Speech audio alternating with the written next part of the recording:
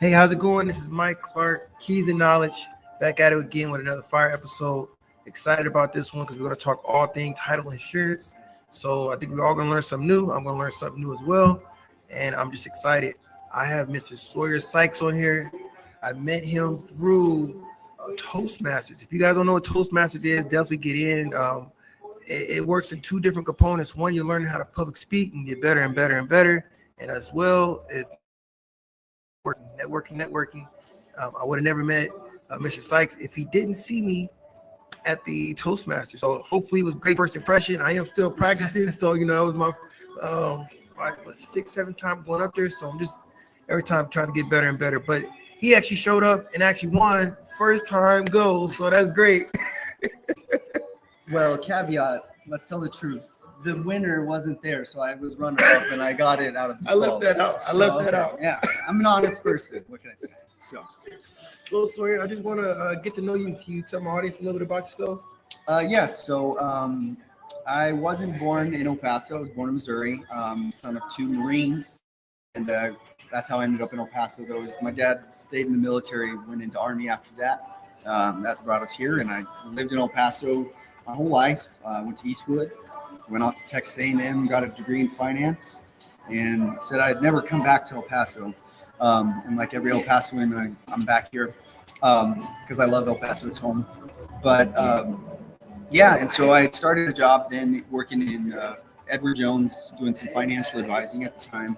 That was a tough time, if you recall.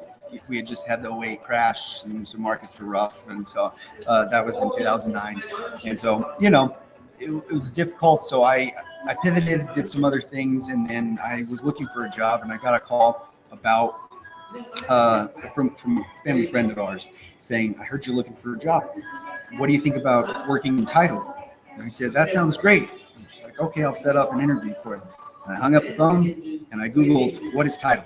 And so I had no clue what I was getting into until I looked that up and just ran with it. Had a great opportunity and worked with a great company here locally.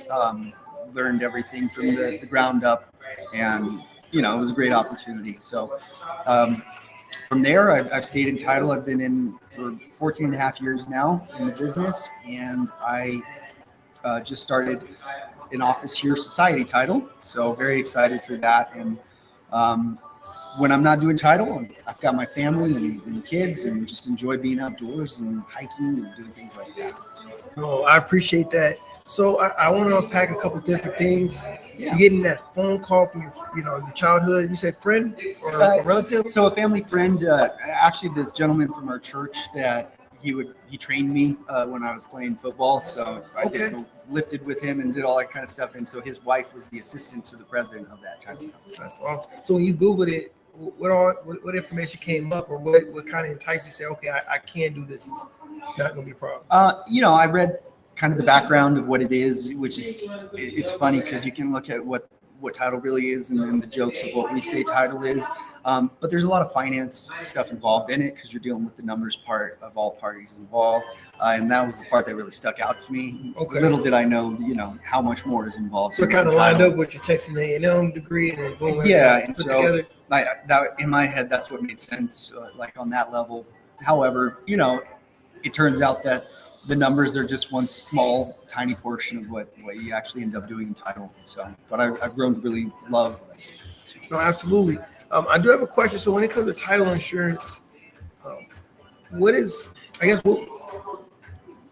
something that you find interesting when it comes to title insurance? Because me personally, when I learned about it at a young age and understanding title insurance, I understand, hey, if I purchase a house, I have title insurance. At no point in time should someone be able to knock on my door and say, hey, this is my property. Hey, my long lost mother-in-law or somebody own this. This is my property. What do you do in that instance? Well, so title insurance is very important for that reason. So what we're doing is we're making sure that we're searching the property records to make sure that whoever's saying that they are entitled to this property, that they have the last valid deed on the property. And I say valid because, unfortunately, we do live in a time of fraud, and it's not uncommon for people to just file erroneous deeds. Stuff can just be filed at the county, and it doesn't make it necessarily legal just because it was filed. What you have when you have a title company that you're going through for a transaction is that insurance. You're getting a policy with covering the fact that we have done our due diligence to say that we can insure this because we believe that the seller of record has the right to sell this property to the buyer. And so in that kind of circumstance, you got to go look at all the facts. Like, was there something that was missed? And, nobody likes to talk claims, but claims happen. That's a part of the industry as well. If that is necessary, of course, it's going to get paid out in accordance with whatever the policy was. But what we find most of the time, which is why title insurance actually has one of the lowest claim payout rates, is that we've done enough and more due diligence so that we are, as a whole in an industry, not paying that many claims, if that makes sense. Because in other words, we trust our professionals in this industry that are doing a good job and ultimately providing a good product so that there aren't that many claims. No, absolutely. And I guess I'll pivot to, so when you're choosing a title company, what sets your title company different apart from another title company? Customer service. That's got to be the biggest thing that's paramount. We also really embrace technology, and we understand that you have a busy schedule, you have a busy life. So we try and incorporate that into the ways that we communicate, the way that we offer closings, whether it be a hybrid, a RON when it's approved and necessary by underwriters, and in person, if I need to come to you, all the different things. Ultimately, it's a partnership, it's a relationship that we have with realtors like yourself, with mortgage officers, and then now we have an end consumer involved as well. And we want to make that stressful process because people are spending a lot of money or getting a lot of money, and this is a very stressful thing for them. And if you can make them feel at ease during that process, that's paramount. No, absolutely. I believe buying a home is the most expensive transaction for most Americans, of course. However, I know depending on the type of transaction, some people just they kind of skim through the title piece. They don't really love to understand all the different components to the home buying process. Like, for instance, you're talking about finding a great realtor, finding a great lender, finding a great title company. Those all are a part of the transaction to make sure that, hey, I'm buying this property and I understand that everything's being protected. So that's why I wanted you to answer that question. And then also additionally, when it comes to title companies, is there anything different from your policy versus another title company's policy as well, or is there separation there? As a whole, title policies are going to be fairly standard. Obviously, they're specific in the sense to the property because the underlying acreage, covenants, restrictions, things of that nature, and then any specific requirements that are specific, to that property. As a whole, the policy though is going to be the same in product because our rates and policies are promulgated by the state of Texas. Okay. So the sales price, the loan amount are what are the triggers for initiating that policy amount. So going to different title companies, they may have some different fees. However, the policy is going to be the same premium regardless of where you go and obtain that. Okay, absolutely. And then, so what made you pivot from working for someone else to working for yourself? Yeah, so the great thing about Society Title is working for myself, yes, but I do have the backing of this national company who I have an entire support team. I have ladies that are across Texas that are working hard right now. Great communicators. They keep me in the loop. They keep the clients in the loop. So the reason for the pivot and that was that this allowed me the freedom in this to go and foster better relationships and provide a better customer service experience. Absolutely. And then I want to pivot a little bit more into El Paso because, like you say, you're from El Paso. What are some of the changes you're seeing in the housing market from when you were here prior to leaving for Texas A&M and then coming back? Oh man, it felt like I came back to a different city. So just the sheer volume of homes that were built in that time period while I was gone was surprising. We've just seen exponential growth in these past 10 years, 15 years of El Paso. I was in there. I've been here for 8 years, so yeah, that was me. And it's just crazy to watch. And I talked about where I lived in proximity to where houses are now, beyond that. And it's just, I remember riding my bike out on this one road out in far east El Paso, Saul Kleinfeld, and it would be dirt after that. And then I came back from college, and as we know, we've got miles and miles of hundreds of thousands of homes over there. So Absolutely. it's just been, it's great for El Paso. I love that El Paso is continuing to grow because it's a place that I love. And so as long as we can keep up with all of the resources that are needed to sustain it, right? Absolutely. I think that's important. Absolutely. That's when we get into the muds, the PIDs, all those crazy things. Because I do believe El Paso is growing fast, and I've only been here for 8 years, but I have heard the stories that all this was dirt, nothing was here before. Fort Bliss, I came from prior military that got out of Fort Bliss. They said military really helped with the growth.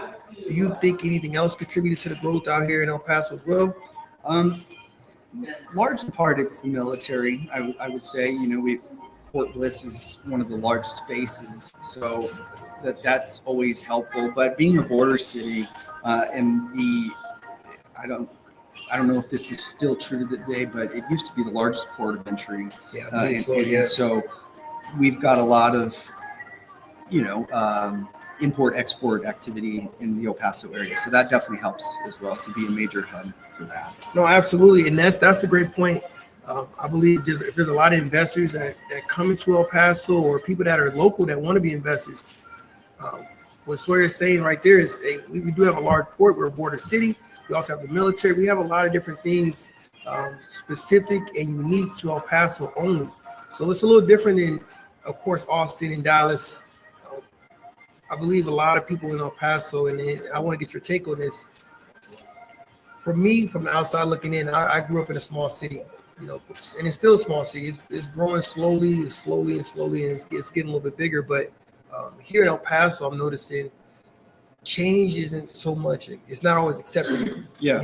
I'm noticing that change is not accepted here as much, but it's happening. It's happening. Can you speak a little bit about that as well? That's something that I've always spoke on about El Paso in the past, is that how it seemed like we're a lagging market. The joke would be about restaurants. It's like, oh, we got the new Chili's here, and it's like Chili's has been everywhere. Yeah. And so, but I think we would see that in the past, but now El Paso seems like they are catching up, right? We've got the Chihuahuas downtown, we've got the locomotives, we've got the Rhinos for hockey, we've got small amusement park in Alvin Park, but we've got all these little water parks that have popped up over the city, around the city as well. That are great things, different pool clubs, and so those are just certain little activities that I've seen as far as the growth that I feel like does create a more of a destination and fun things, at least for people to do. Not to mention, it's great proximity just to get to the mountains. Like if you like to get away from the heat every once in a while, you're Cloud Crop Riodoso or not, far drive away. But as far as just the growth of El Paso and all of that, it's good. I think we, as a community, we came together a lot after the unfortunate events of the Walmart shooting, right? And it would be nice to see us start to rally a little bit more as a community and be supportive. We've got the government shutdown that have affected a lot of people, including military members, right? And so I think we have to just, even though we're a large city, we still have to think of it as, helping our neighbor out. And because that would be something that's been concerning, is how much we've seen kind of an uptick in a few of the incidents around the city recently. And that just kind of makes you sad. That's And I do have a couple other questions. Little, I don't know if it's off topic or not, but specific questions that as a realtor, one, I deal with a lot of for sale by owners properties where people want to sell their own homes and do away with the realtor. And then, of course, I don't know if they really want to go to a title company. They're kind of trying to do the what is those deeds, quick claim deeds, and all that Yeah. crazy stuff. Do you have any advice for someone that's going through that process or thinking about going through that process, believing they're saving money? Yeah, so unless you really know what you're doing and maybe you're being advised by somebody who's a professional, I would strongly discourage it, of course. Um, while it sounds good on face value of saving some money, right? That's all we're trying to do by doing for sale by owner typically is make more money off of it. Ultimately, you can run into a lot more issues down the road that could be more costly as a result. Quick claim deeds, depending on the underwriter, it's not something that's always recognized in Texas. Unless there was a valid circumstance or it called for a quick claim deed for some reason. But so those are factors of the things to look at that, a regular consumer would not necessarily know that. The realtor is there to protect them and to service their needs, right? So I would strongly encourage you to consider going with the realtor rather than go that route. Absolutely. And that's why I brought it up, because it's like you don't know what you don't know. Yeah. I have a lot of people that say, yeah, I'm going to do something myself. I'm just avoiding the cost. But understand that you could put yourself in a lot of different issues, or have some issues that you don't even know that you're just bypassing by doing for sale by owners, by doing quick claim deeds. Understand YouTube is YouTube University and everybody wants to learn, of course. But I say just match that information with talking to a professional and then working with that professional, kind of keep it on, to the point that they're doing their job and you understand their job from a they had a perspective of their job, at least. Yeah. You're not just going in there with no information or no knowledge. So that's what I would say. And then I know AI is big and technology is big right now. One of the things I've heard, and I've heard this a while ago, is with blockchain. You know a little bit about blockchain at all? Not very much. I mean, I've heard about it. So one of the things with the blockchain is kind of with the cryptocurrency. Simply, it's a non-regulated cryptocurrency, right? And everybody can just see the ledger. Everybody can see the transaction. I can see your transactions. You can see mine. We don't know each other's names unless we have each other private key. I wouldn't know your transactions, but I can see the ledger. It's the same thing with some people are believing that everyone's going to end up eventually having their own private key. Properties are going to have their own private key at some point, and then it's kind of going to do away with title companies.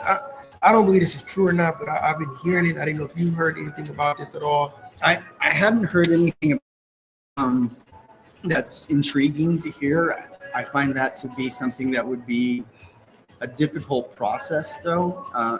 The part of title is about knowing the boundaries of the land that you're insuring. It's so many different things with it. Yeah. That's why I keep telling people. But Yeah. So I think there's a lot more involved than just the address or the key to that address, unless we're aware of the legals of that address and everything. Not quite sure how that would look, and not that it's not something that's in the future. But like anything, it's going to be who can monetize it probably and make it something that is feasible, insurable, and that somebody would get behind. So really that it's going to come down to an underwriter who's able to utilize that kind of technology and feel confident enough in its data to be able to insure. No, absolutely. And I guess my last question is overall in El Paso, what do you see the future growth, future in the home market out here in El Paso, in the future for your business as well? Yeah, so we're in a difficult market right now as far as the interest rates that everybody's been talking about, which ultimately the interest rates are not horrible, like we've touched on before, but everyone is predicting rates are going to go down here in the next 6 months. So when those rates go down, small changes in those percentages change people's qualifications, change people's ability to make their budget for a monthly payment, and ultimately, lot of these homes that are in our inventory right now that have been sitting for longer are going to start to move. I think you're going to see sellers that have had properties sitting for a longer period of time who are willing to maybe reduce those prices. So the relaxing of those interest rates, along with maybe some reduced prices, we should see some high volume, and it'll be good as a whole for the economy in El Paso. And then what's next for your business? What's next for my business? I am still in the early infant stages, right? So it's just right now it's relationships, it's getting out there, and it's making sure people hear about Society Title, that they remember my name, and that ultimately they feel confident in my ability to follow through on the promises I make to them. Absolutely. And I would tell you, Sawyer, he's a beast at marketing, networking, going out. He is definitely getting the word out, and I definitely see great things in the future. Well, thank you. And that just comes from a little realtor, but I see the growth, because it's the same thing for me. I believe a lot of people don't understand when they become a realtor. It's a business as well, and you have to do the exact same thing. So from any perspective in this industry, everybody has to get out, hustle, work, motivate the next group. So I appreciate everything you do. I appreciate everything you're putting out, and thank you for coming on to the podcast. Yes, thank you for having me. And if you're looking for a realtor, Michael Clark, he's great at what he does. I really appreciate you helping out with my podcast as well. You can check that out. Yeah, he did that one earlier right before this. We had the scoop. And I would encourage you, like I said, looking for realtors, or you're thinking about for sale by owner, like we talked about, do your research first and talk to a realtor. You'll change your mind. So absolutely. Once again, this is Keys of Knowledge. This is another fire episode. I want you guys to replay this episode over and over. If you have any other questions, you want me to ask Sawyer directly, or you want to get with him directly, do you mind giving your information? Yeah, my number is 915-710-6980, and my name is Sawyer Sikes. I'm with Society Title. Awesome. Well, it was great talking to you. Thank you again, and I appreciate everybody being on here. All right, have a great day. Until next time.